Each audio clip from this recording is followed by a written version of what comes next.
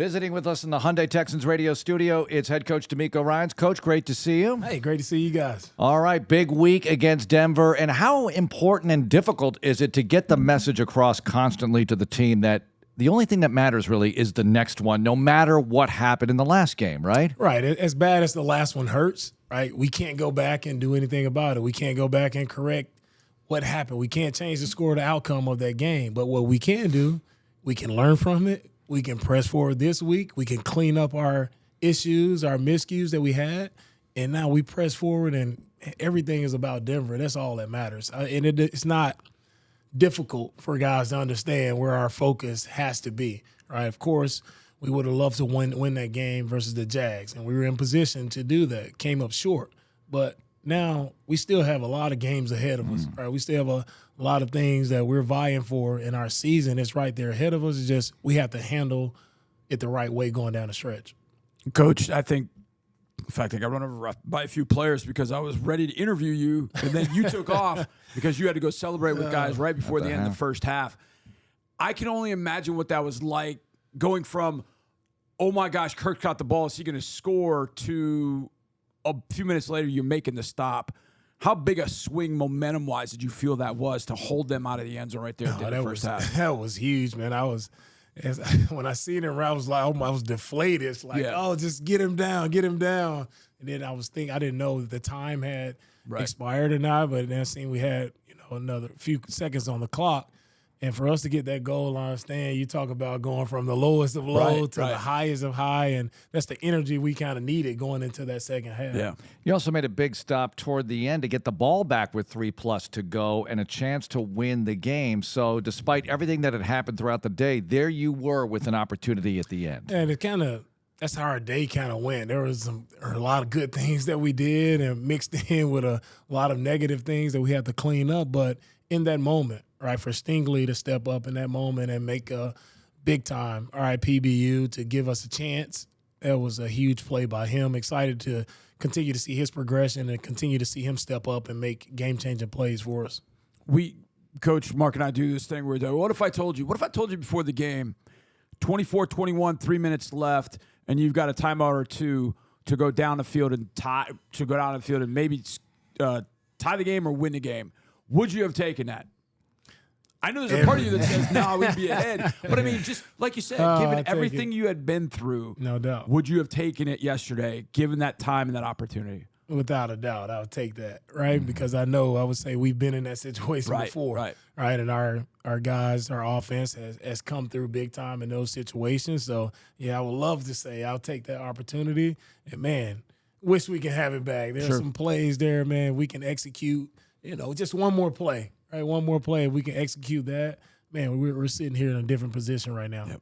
Houston Methodist must be getting more business in the cardiology department, Coach, because of everything his team has been through. And you get into some situations with C.J. Stroud where things break down, but he finds a way to make a play anyway. It felt like he set a record scrambling yesterday and doing things a little bit off schedule. Yeah, we don't want to see that as much, but when he had to move around and improvise, he did a really nice job of not only making plays but creating explosives as he had to move around the pocket. Right, we want him to stick in there, right, and play in the rhythm and timing of the offense and deliver the ball sooner. But for him to scramble, right, whether it was running the ball or scrambling to throw, I think we had a touchdown to Tank, touchdown to Nico, just with him on the move. It's impressive, right, to continue to see the growth that he shows every single week.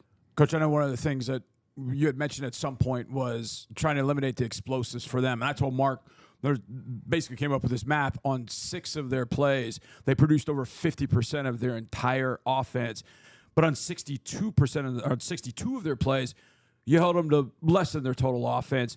Was it really just about the explosives yesterday because you held ETN in check? You kept him from really breaking out of there.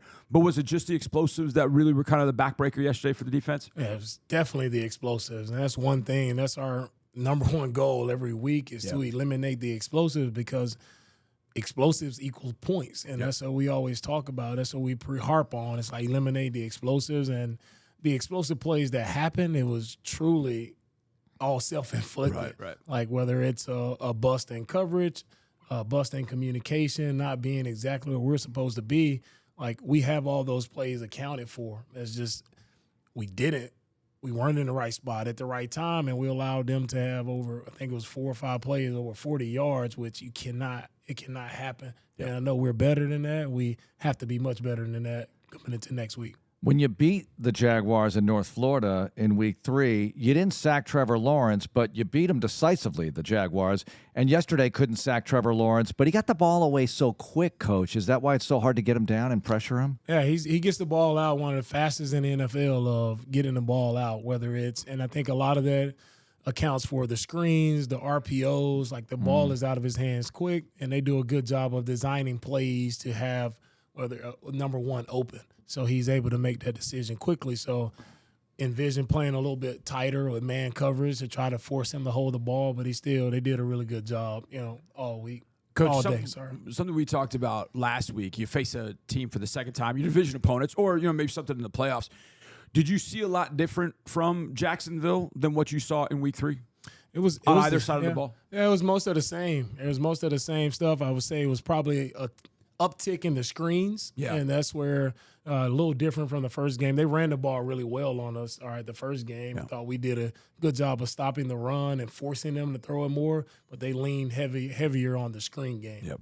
All right, running the football, we talk about this every week. Yeah, Devin coming off back-to-back 100-plus yard games for the first time in his career, but yesterday was a lot tougher. They're a good run defense, so what went into that, the difficulty in doing that, and trying to do it better next time around? Yeah, their run defense, they have really huge defensive linemen. Those guys are long players. They're physical players in there, and what goes into it is when you have the defenders that they have, or when you have those lanes and you have space, like that space closes quickly. And we knew that going into the game, like there wouldn't be lanes like the previous 2 weeks.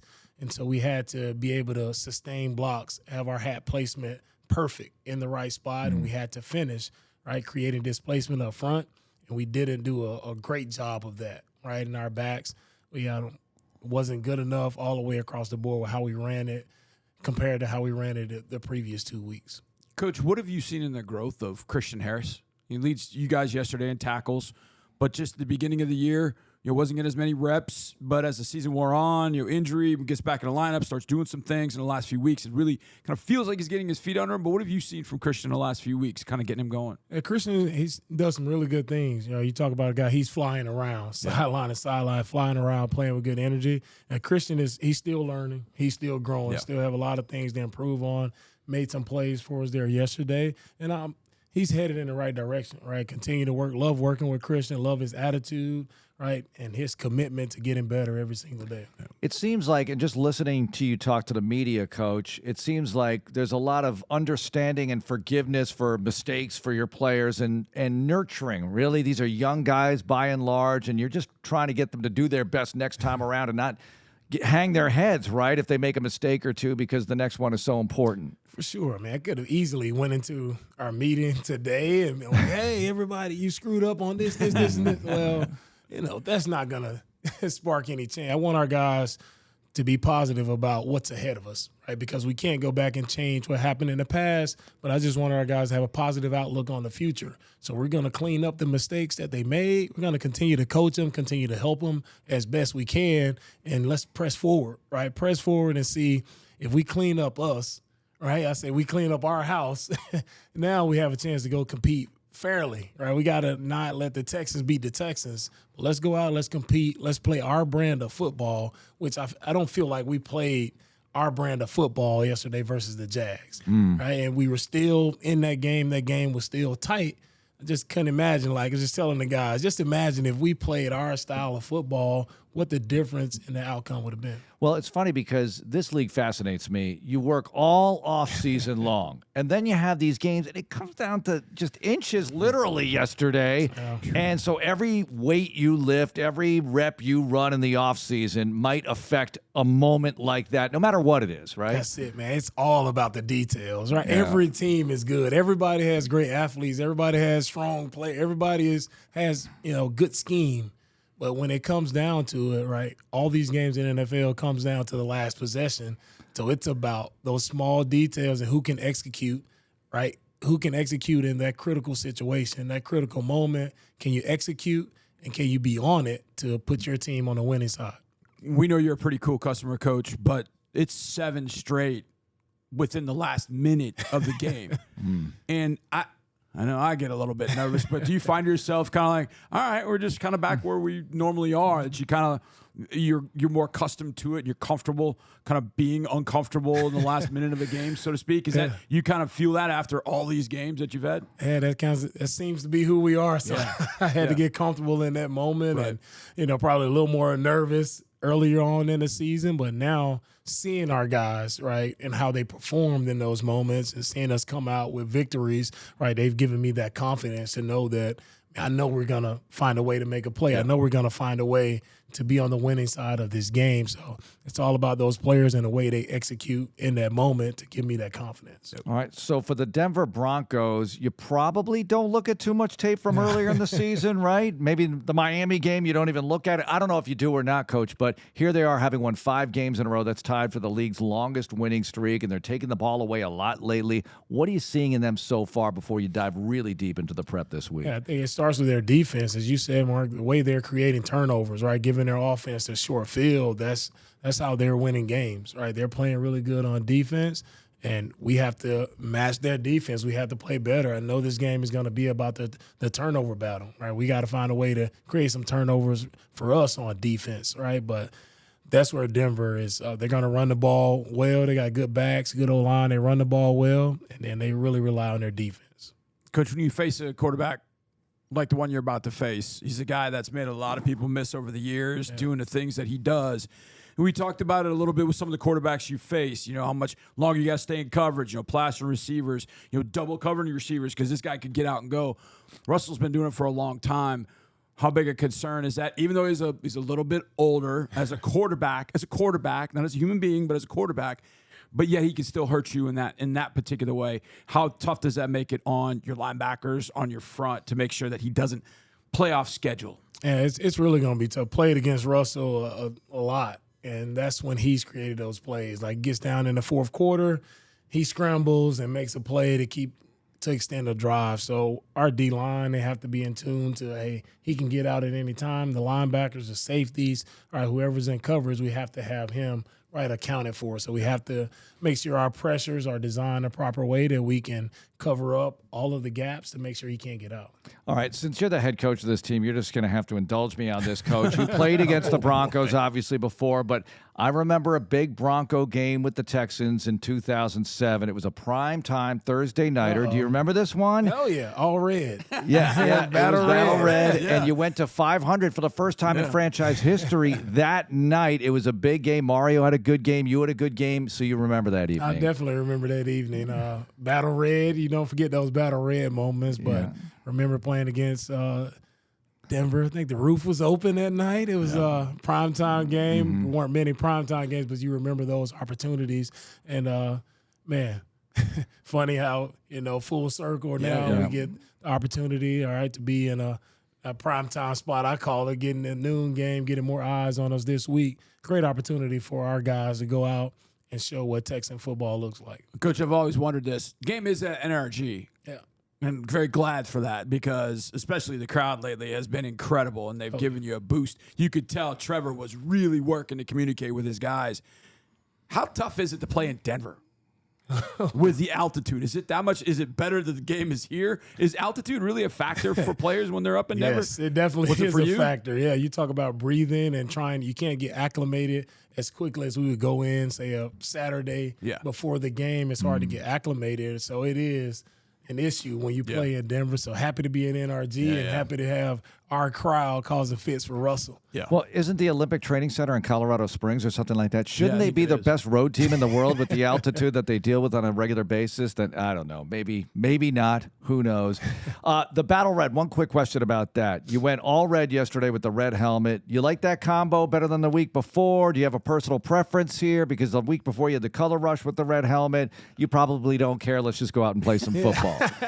I do like the red helmets. The red helmets are pretty sweet, and I think our guys really love the red helmets. The Battle Red is always cool. The color rush, that was a unique combo that I really liked as well. I think anytime you throw the red on, the guys get fired up. Coach, how much Sean Payton had spent a long time with New Orleans and been there. Do you go back to that those years at all in preparing for a game like this because Sean's only been in Denver for 1 year, or because situations are so different, he's got much different quarterbacks, that you got to just rely on what you see with Denver this year? Yeah, we'll rely on what we see with Denver this year, and then as we get later in the week, I'll have time to peek back at some of the games we played versus the Saints back in, I think, 2019, 2020, played against those guys. So we'll see, how Sean called it then. Along those lines, and you don't have to tell me what it is, but is there anything particular that you're looking for as you go back, as you're going through? Are you looking for anything particular in kind of a review of former years? Yeah, just looking for tendencies and how he tries to attack a similar scheme. Yeah. And so I look at all the previous opponents that he had that plays a similar scheme to us, and we'll see the play calls, when and where he tried to take a couple shots or reverse any gadget plays, things like that may show up. We know you don't do it, but do you have to tell your players or remind them not to do it, not to stick your head out of the hole and look at what the other teams around the league are doing this time of year as you head down to these final 6 games of the regular season? I know we talked about focusing on the next one. Do you have to remind them of that, or is that not necessarily? Well, I just told our guys today, look, the next 6 games that we have, right, everybody is vying for a spot. Right, so we have an opportunity 1 week at a time. You just handle business the right way, but everybody is vying for that same spot. So if we go out, play our style of football the way we're supposed to play, we'll love where we end up at the end of this 6 weeks. Coach, Denver, like you mentioned earlier, they got a team living off of turnovers with, I think, 13 in the last 4 weeks, and that's really been something that's kind of propelled them. Overall, defensively, Surtain in one corner, Alabama guy, shockingly. But overall, defensively, what are you kind of seeing as you just taking kind of a 30,000-foot view look at them? Yeah, starting with their defensive line. I always think DJ Jones, he's made a lot of plays at the interior nose spot, so it starts with him, and their Nick Benito on the edge is doing a really good job. Cooper on the edge. They have really good edge players, but the strength of their team definitely lies in their secondary. Yeah. Right? They have multiple guys at different spots, whether it's the safeties, the nickels, the corners. They're all over the field. Vance does a really good job of mixing up the looks, the coverages, and I know they'll be coached well. Vance does a really good job of coaching those guys, and they're going to strain us. Vance is going to change it up a lot, give us a lot of different blitz looks. So we have to be on it, right? We can't focus on all the chaos that he will show us, right? We just have to go out and execute one play at a time, back to our basics, back to our fundamentals. All right, the Amegy Bank Ask Coach question of the week. Now, Coach, it's the holidays. Christmas music is being heard. Is it too early for Christmas music, or are you okay with it? When is it acceptable to start hearing Christmas music? You probably don't hear anything. You're here all the time.